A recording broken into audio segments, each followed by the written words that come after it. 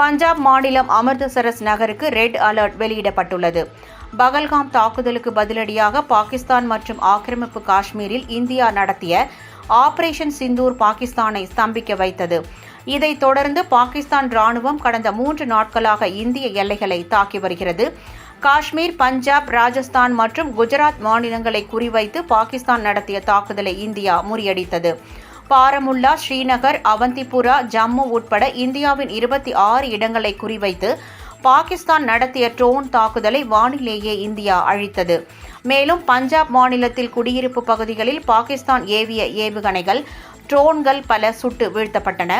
அமிர்தசரஸ் நகரில் அமைந்துள்ள சீக்கியர்களின் புனித தலமான பொற்கோவிலை தாக்கவும் பாகிஸ்தான் முயற்சி மேற்கொண்டுள்ளது. இதனால் அமிர்தசரஸ் நகருக்கு ரெட் அலர்ட் வெளியிடப்பட்டுள்ளது. பொதுமக்கள் வீட்டை விட்டு வெளியே வர வேண்டாம் என எச்சரிக்கப்பட்டுள்ளனர்.